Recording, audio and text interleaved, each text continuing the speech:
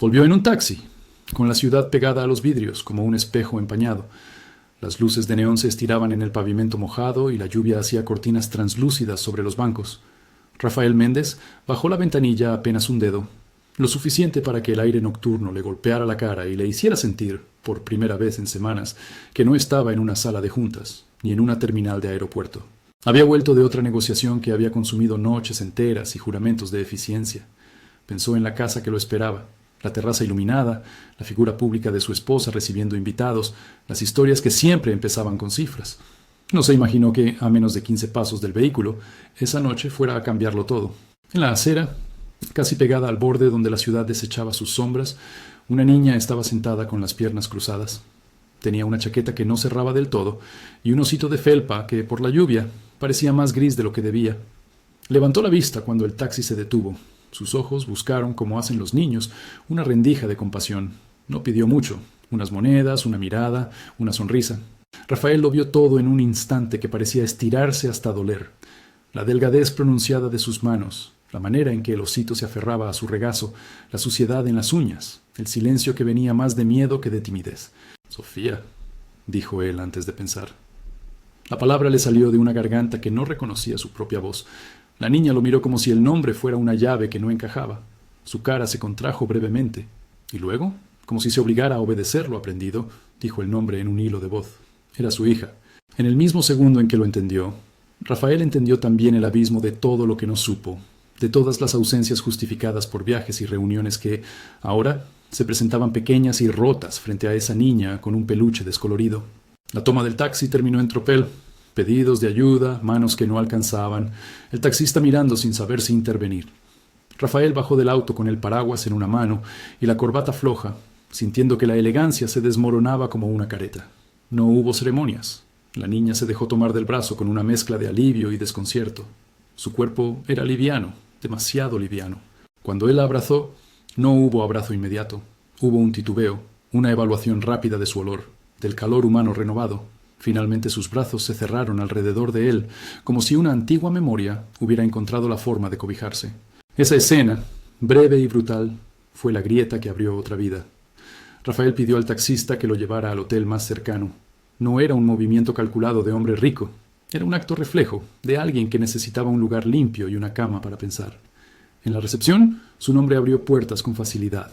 En el cuarto, el agua caliente corrió como el único pedido posible. Limpió a la niña con cuidado, con manos que no sabían si eran suficientes. Le cambió la ropa por algo que encontró en la maleta. Por primera vez, y sin cámaras ni discursos, se sintió ridículamente cercano a la paternidad. No por lo que su cuenta bancaria resolvía, sino por la responsabilidad que el cuerpo frente a él exigía. El pasado de Rafael no era oscuro por pecados deliberados. Era un paisaje de decisiones laborales que siempre ganaron la pulseada con las horas de hogar. Su empresa lo necesitaba, pensó. Su nombre era un sello que abría contratos internacionales. Se había casado con Claudia porque ella era complemento y estrategia al mismo tiempo, elegante en actos públicos, carismática frente a cámaras, impecable en discursos sobre filantropía. En cualquier reunión social, ella aparecía con el traje correcto y las palabras medidas. En las fotos de la web, su mirada acompañaba cada sonrisa con la precisión de un adjetivo. Él aceptó ese arreglo porque, durante años, la vida privada parecía menos urgente que la construcción del imperio. Había excusas, rodillas de la empresa que crujían, inversores que no perdonaban distracciones, socios que se enfadaban si faltaba. Pero, en esa habitación de hotel, con una niña temblando en sus manos, las excusas se volvieron pálidas. Antes de esa noche, la relación con Claudia era una coreografía bien ensayada. Ella manejaba la agenda social, organizaba eventos benéficos donde posaba con niños sonrientes para la prensa, y él aparecía con la sonrisa calculada. En público, su matrimonio era un instrumento de confianza para accionistas y votantes del buen gusto. En privado, las palabras necesarias para una conversación de verdad eran cada vez más contadas. Habían tenido una niña 7 años atrás, Sofía, y desde entonces su vida se había llenado de regalos de marca y escuelas privadas que aparecían en boletines. Nadie que mirara desde afuera habría imaginado que, bajo esa apariencia de cuidado, existiera abandono. Esa contradicción flotaba mientras Rafael sostenía a su hija y, sin quererlo, la observaba con una mezcla de vergüenza y furia. ¿Cómo no lo supo? ¿Cómo nadie en su círculo lo dijo antes? Preguntas que caían pesadas, sin respuestas inmediatas. La primera promesa que se hizo no fue pública. Fue simple y secreta. Protegerla, ahora, de cualquier omisión. Después de registrar la situación básica, un aseo, una toalla, un trago de agua, Rafael llamó a su abogado, Marcos Tavares. La voz de Marcos, siempre práctica y sin dramatismos, apareció al otro lado como un ancla. Trae a la niña al hospital, Rafael. Yo me encargo de lo legal. Hay que documentar todo, ahora. Marcos no dudó. Sabía que en casos donde la apariencia pública se entrelazaba con negligencia privada, la primera coraza a vulnerar era la prueba. Le habló de peritajes, de informes médicos, de la necesidad de preservar cualquier evidencia que pudiera aparecer, cámaras, testimonios, extractos bancarios, y de la urgencia de comunicar a una trabajadora social para que iniciara el proceso formal. El viaje al hospital fue silencioso. Sofía dormía en el asiento del pasajero, con la cabeza apoyada en la chaqueta de Rafael. Su respiración era irregular, a veces un susurro que lo obligaba a mirar. En la sala de emergencias, la recepción se movió con la eficiencia de siempre. Papeles, datos, preguntas que parecían delicadas y bruscas a la vez. Apareció la doctora Beatriz, con su bolso de emergencia y un talante que combinaba compasión con rigor. Hizo preguntas breves, pidió análisis sanguíneos, una valoración nutricional y radiografías. No habló de culpables, habló de signos, de patrones y de medidas necesarias. Hay signos compatibles con desnutrición y negligencia en la atención básica, dijo la doctora midiendo cada palabra. Eso requiere un abordaje multidisciplinario. Vamos a iniciar tratamiento nutricional y evaluación psicológica. También notificaremos, según protocolo, al equipo de protección infantil. Esa frase fue un paso formal en la burocracia que la vida moderna impone para proteger a los más pequeños. Según protocolo, Rafael la oyó como una combinación de alivio y responsabilidad. La medicina ponía nombre a lo que él había imaginado en el taxi, pero esa nominación también activaba procedimientos que lo llevarían, inevitablemente, a una exposición pública. La idea de que su hija se convirtiera en un caso mediático le generó vértigo. Sin embargo, la urgencia de su salud lo empujó a dejar esas consideraciones a un futuro que, por ese momento, no importaba. Mientras los médicos hacían su trabajo, Rafael se permitió mirar mejor a Sofía. Recordó los pequeños rasgos que habían quedado en fotos de hace años. Una mancha de chocolate en la mejilla, una risa que se desbordaba, la manera en que corría sin medir pasos. Ahora veía a una niña que no solo había perdido peso, parecía haber perdido también la tranquilidad de saberse segura. Su mirada se movía de un lado a otro, registrando estímulos, midiendo riesgos. Había en ella una alerta que no se borra con un abrigo y una cama. En la sala de observación, Rafael habló con Fernanda Silva, la trabajadora social que el hospital había convocado. Fernanda llegó con un blog y una voz templada. Su experiencia se leía en la forma en que hacía las preguntas, nunca rápidas, siempre respetuosas. Le explicó a Rafael que, además del tratamiento médico, había que activar rutas de protección, notificación al consejo local, evaluación de la situación domiciliaria y, si fuera necesario, medidas cautelares. Rafael asintió. Su mundo de decisiones inmediatas, que siempre había sido el tablero de una empresa, ahora era otro. Había que pensar en custodia, en auditorías financieras, en resguardo de la niña. La noticia debía salir de alguna manera, pensó Rafael, pero aún no estaba preparado para una prensa que lo mirara con lupa. Su interior le decía rendirse a la discreción. Su instinto de persona pública sabía que la invisibilidad no siempre funciona. Marcos, ya en contacto con él, propuso un plan de movimiento. Primero proteger la salud de Sofía y documentar todo. Después iniciar acciones legales para garantizar la custodia y auditar las cuentas relacionadas con el cuidado de la niña. Hay que ser metódicos, le dijo el abogado. Si vamos a exponer algo, lo haremos con pruebas que sean irrefutables. Al salir del hospital, la noche seguía con la misma lluvia fina. Rafael la miró a través del vidrio del auto, dormida, con el osito arrinconado en la almohada improvisada. Sintió que el tiempo se había partido en dos. Un antes, donde él medía su vida por contratos, y un después, donde su medida era ese cuerpo pequeño que respiraba con dificultad. La arrogancia del éxito profesional se le cayó de golpe, como un adorno que ya no encajaba en la nueva figura que veía en el espejo del retrovisor. En su cabeza empezaron a aparecer nombres: Claudia, la que cuidaba las apariencias, la gobernanta que no había sido escuchada, el jardinero que quizás había visto algo y se había callado por miedo. Pensó en la imagen pública de su familia, en las cenas con políticos, en las fotos sonrientes que ahora parecían máscaras. Y se prometió no caer en la venganza ni en la exposición sin justicia. Prometió, más bien, buscar la verdad y la protección para su hija. Esa misma madrugada, mientras Sofía dormía en la cama del hospital, Rafael llamó a su exgobernanta, Carla Mendonza.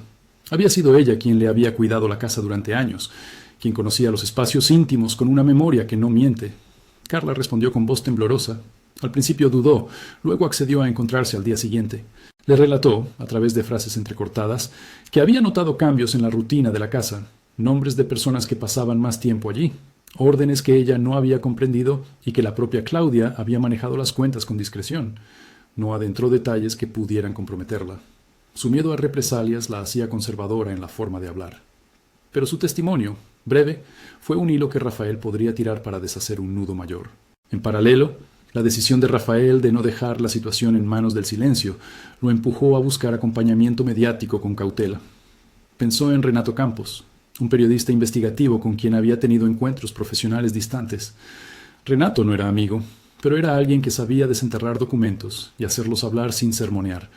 Por prudencia, no quiso llamar a los medios sin antes preparar una base de pruebas que no dependiera de su palabra. Necesitaba que lo que se mostrara fuera verificable.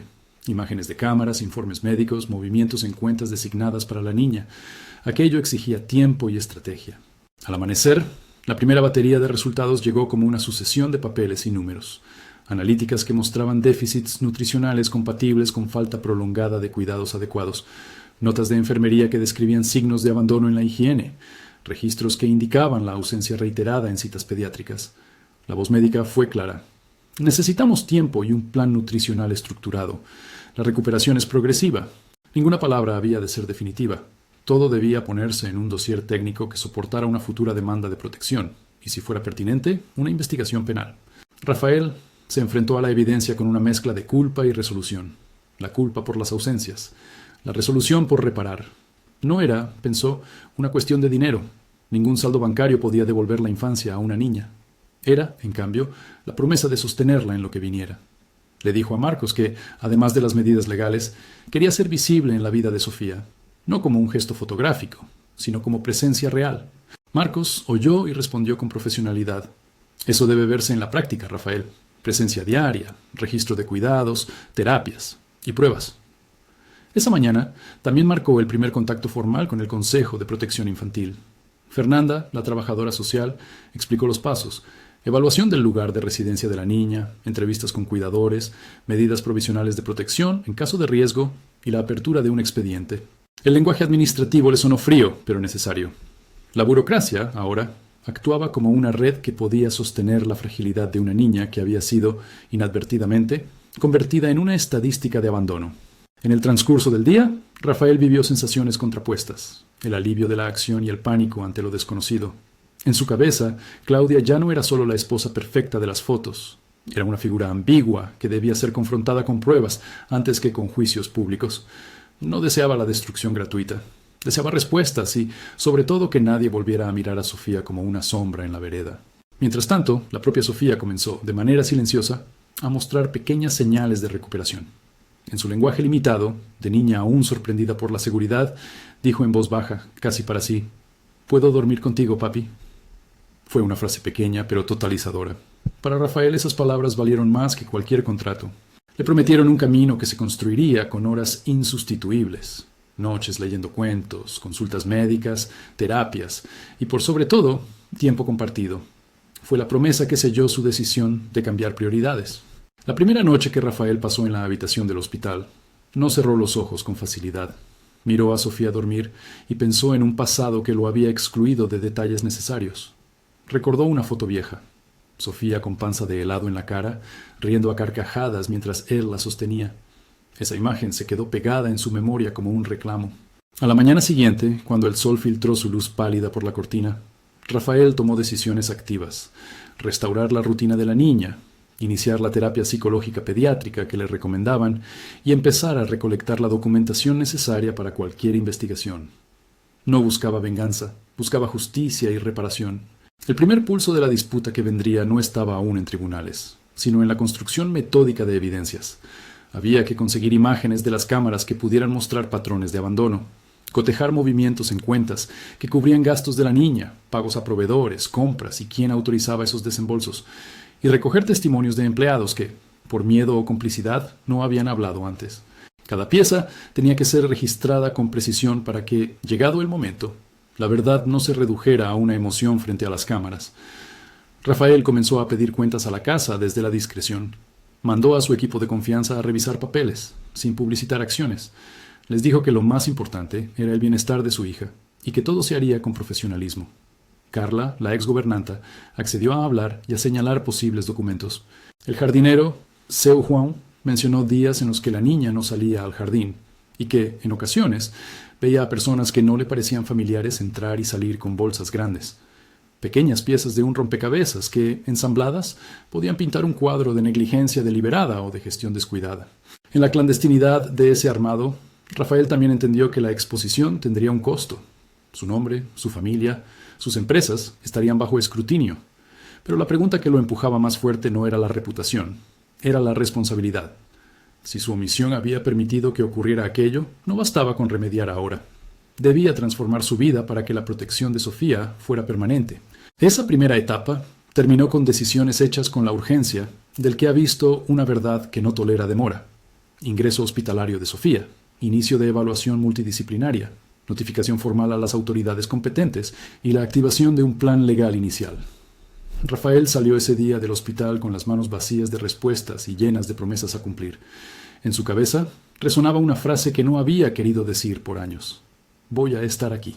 No como una declaración para la prensa, sino como un compromiso que, por fin, elevaba la vida de su hija por encima de las tablas de Excel y las conferencias. Si esta historia te toca, comenta desde dónde nos miras y qué opinas sobre la responsabilidad de los padres cuando el éxito profesional los distancia de lo esencial. Suscríbete si quieres seguir acompañando la reconstrucción de Sofía y la lucha por la verdad. La ciudad continuó su ritmo indiferente, pero para Rafael nada volvería a ser lo mismo.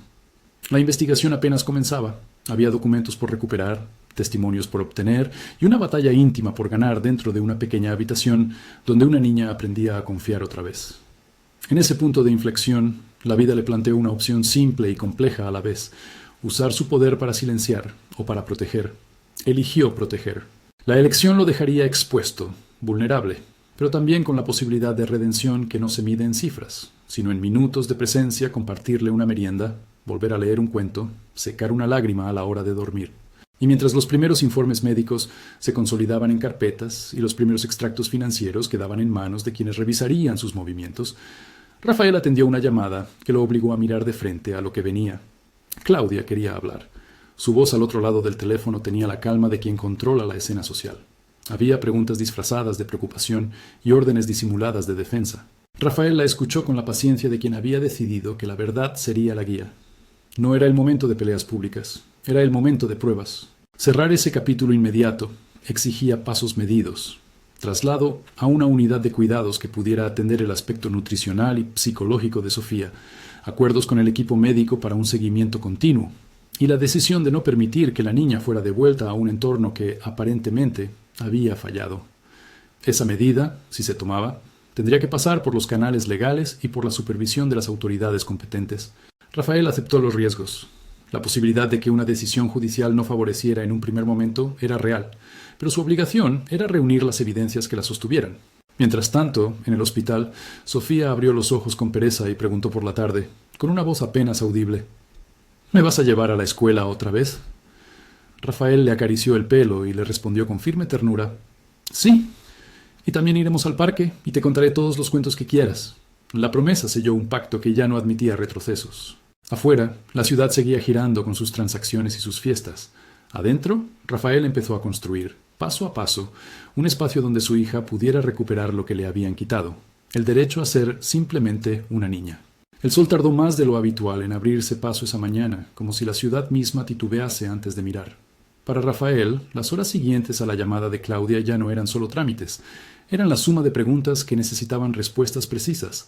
Se instaló en una pequeña sala de reuniones que Marcos había conseguido en un despacho cercano al hospital.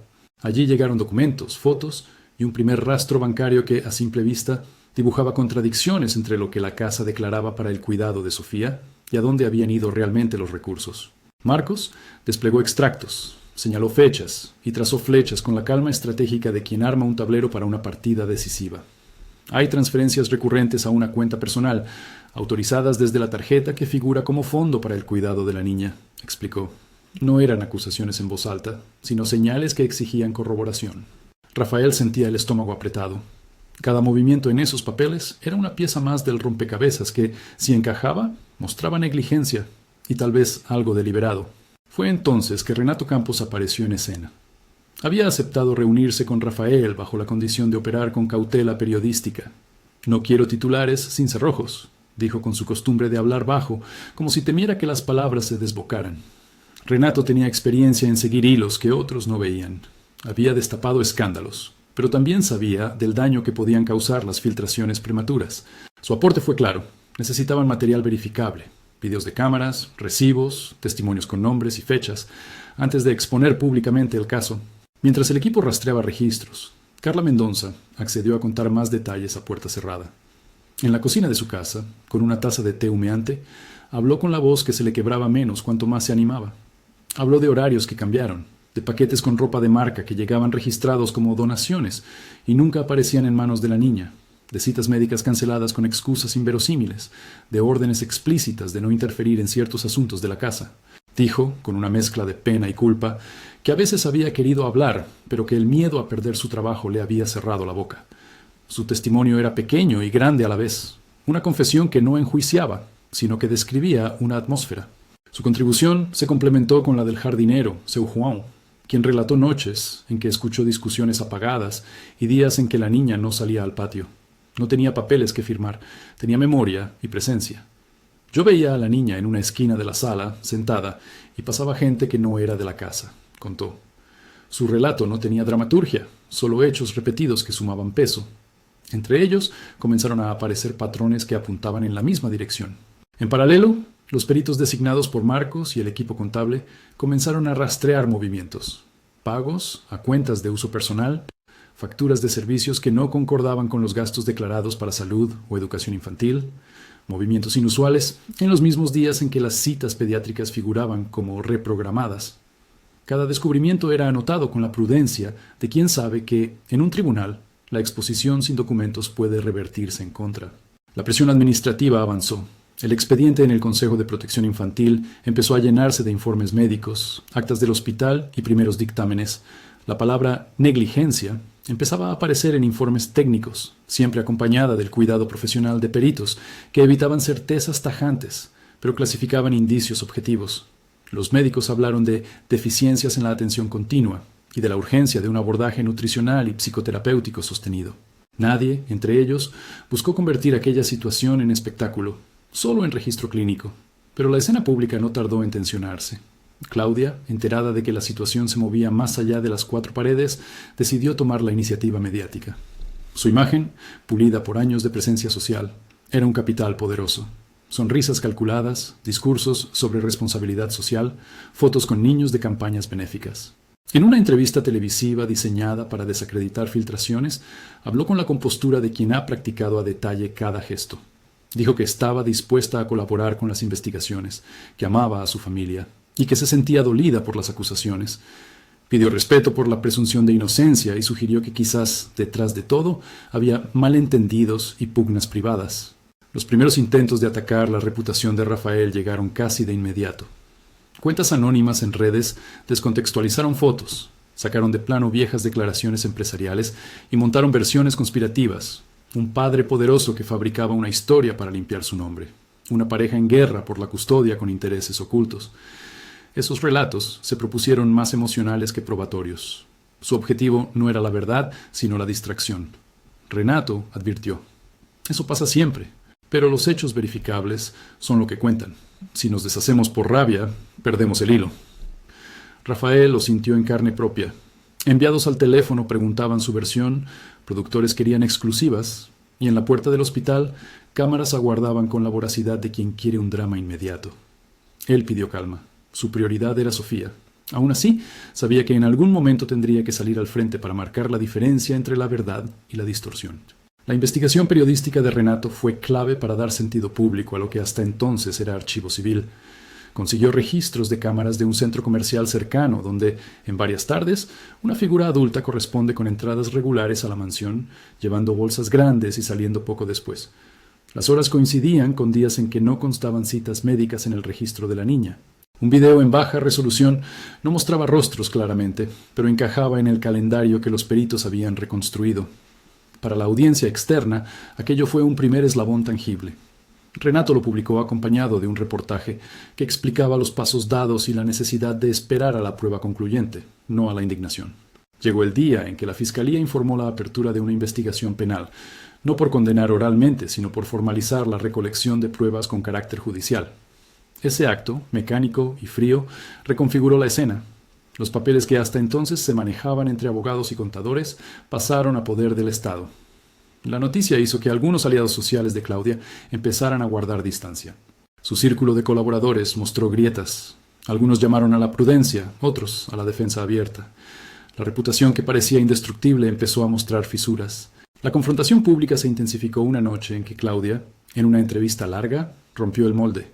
Sus ojos se llenaron de emoción. Su voz se volvió quebrada. Contó una versión donde ella se presentaba como sobrecargada por la presión social y profesional. Habló de errores administrativos, de delegaciones que salieron mal. Fue un gesto humano calculado que buscaba la empatía de la audiencia. Parte del público se conmovió. Parte sospechó de la construcción teatral. La campaña difamatoria encontró por instantes un freno. La opinión pública oscilaba entre la certeza y la duda. En el entretanto, Marcos y su equipo introdujeron un elemento que complicó la defensa. El análisis forense de las cuentas mostró transferencias a una tarjeta de crédito vinculada directamente a una joyería, compras de ropa de diseñadores y reservas hoteleras en fechas que coincidían con la ausencia de atención médica de la niña. Más importante aún, algunos proveedores habían facturado artículos como regalos institucionales, pero los destinatarios reales no eran organizaciones, sino domicilios privados. Ese entramado contable no era prueba concluyente de maltrato, pero sí de una gestión opaca de fondos destinados supuestamente al cuidado. El momento decisivo llegó en la sala de audiencia. No fue un instante único, sino una suma. La doctora Beatriz presentó un informe técnico que consolidaba la valoración nutricional y psicológica de Sofía. Se proyectaron radiografías que mostraban déficits de crecimiento, en comparación con tablas pediátricas. Se mostraron actas médicas donde ciertas citas constaban como no asistidas, sin justificación. Marcos presentó extractos y un perito contable detalló movimientos que, en conjunto, dibujaban una conducta negligente en la administración de recursos. Renato, quien había sido llamado a declarar como periodista que había verificado documentos, aportó el contexto mediático que demostró patrones de manejo de la imagen pública. La defensa, liderada por Eduardo Fontana, trató de desmontar la línea. Presentó testigos que hablaban de la presencia de Claudia en actos con niños. Recordó donaciones a ONG y mostró fotografías donde la madrastra aparecía junto a Sofía en eventos sociales. Intentó convertir la narrativa en un choque de interpretaciones, negligencia sistémica versus malas administraciones. Propuso dudas razonables sobre la correlación entre gastos y salud. Intentó también explotar el temor social a la exposición mediática del nombre de la niña, pidiendo medidas que protegieran su intimidad, lo que, en un doble filo, limitaba la visibilidad de algunos documentos. Era una defensa técnica y políticamente astuta. La sala esperó, entonces, por testimonios personales. Carla Mendonza tomó la palabra con humildad y firmeza. No dramatizó. Relató hechos concretos, órdenes de no notificar ciertos eventos, cambios en la administración de la casa, negación a contratar servicios que ella consideraba necesarios para la atención de la niña. Su testimonio tuvo una pausa inconfundible. Había miedo, pero ahora hablaba con la seguridad de quien ya no dependía de esa casa. Seu Juan corroboró episodios cotidianos. Esos relatos, sencillos y verosímiles, pesaron más que cualquier discurso grandilocuente. Mostraron una red de pequeños silencios que, puestos juntos, explicaban una realidad más amplia. Un momento determinante fue la proyección de un video doméstico antiguo, donde se veía a Sofía en casa, jugando, sonriendo a la cámara. Era una prueba indirecta. Comparada con su estado reciente, mostró la pérdida de brillo y la diferencia que había marcado la ausencia de atención. La proyección no buscaba morbidez, buscaba darle a la sala una medida tangible del antes y el después. La defensa trató de minimizarlo, argumentando manipulación. El juez, imparcial, se limitó a escuchar.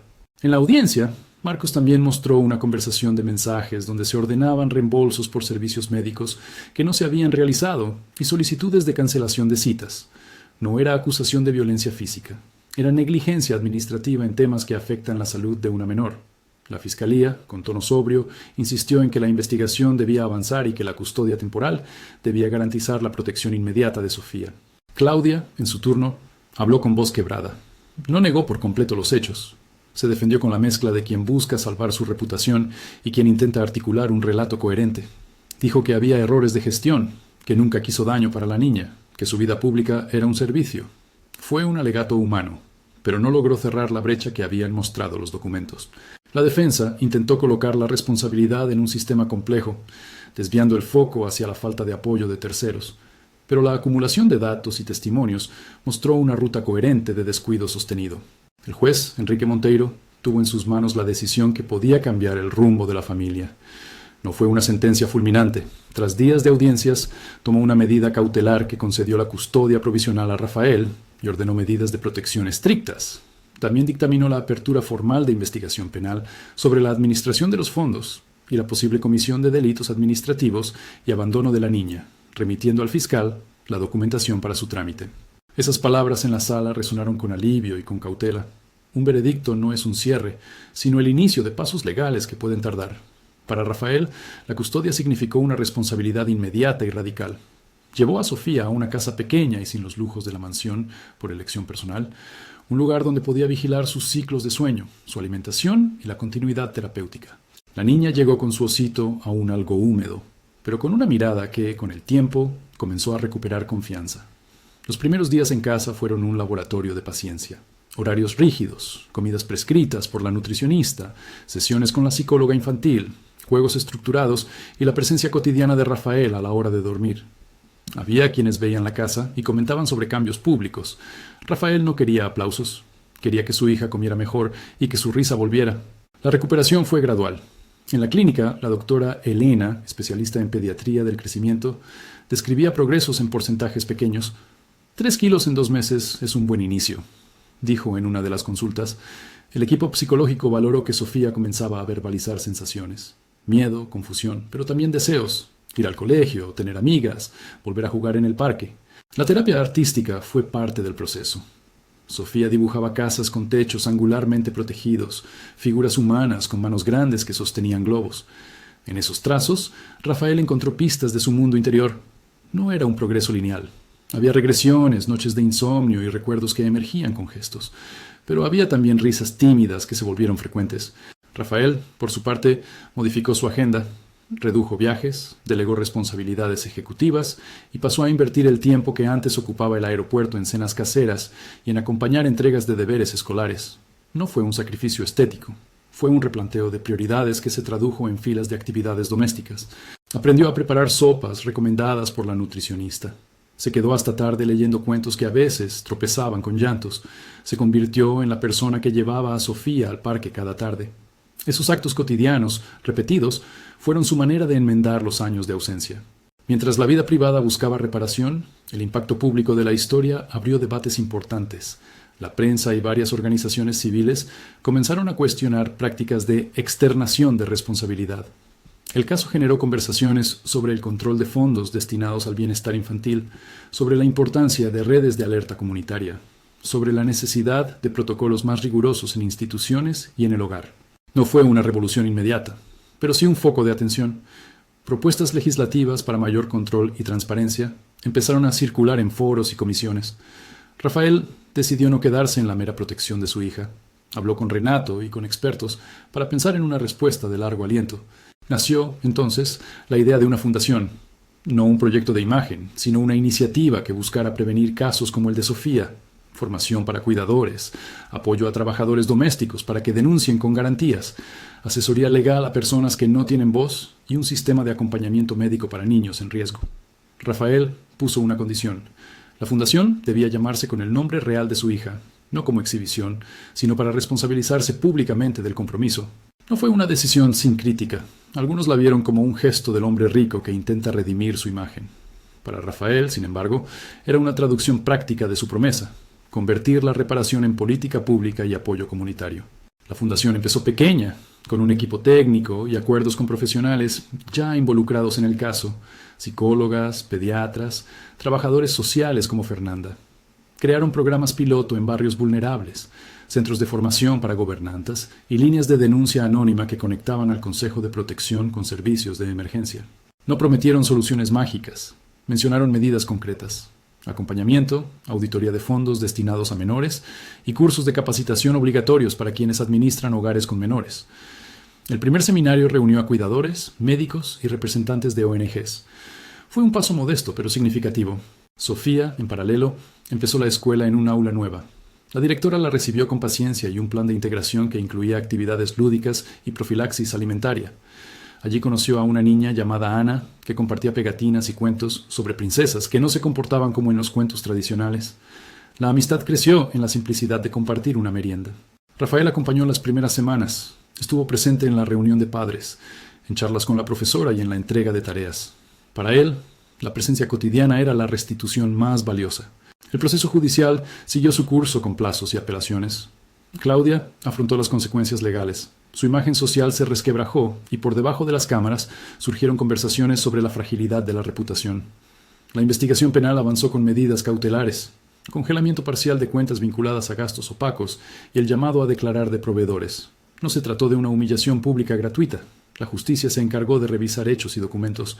Para Rafael, la sensación era agridulce. La ley había actuado en la medida de las pruebas, pero la reparación real era el proceso de recuperación de su hija. Hubo, sin embargo, episodios que pusieron a prueba la fortaleza de Sofía. Días en que volvía a preguntarse si debía ser querida, momentos en que una noticia sobre su familia la hacía retroceder. Rafael aprendió a acompañarla con palabras simples, sin promesas absolutas. «Voy a estar», decía, y no añadía más que la verdad del presente, la verdad de que no volvería a dejarla sola, al menos no sin alguien de confianza.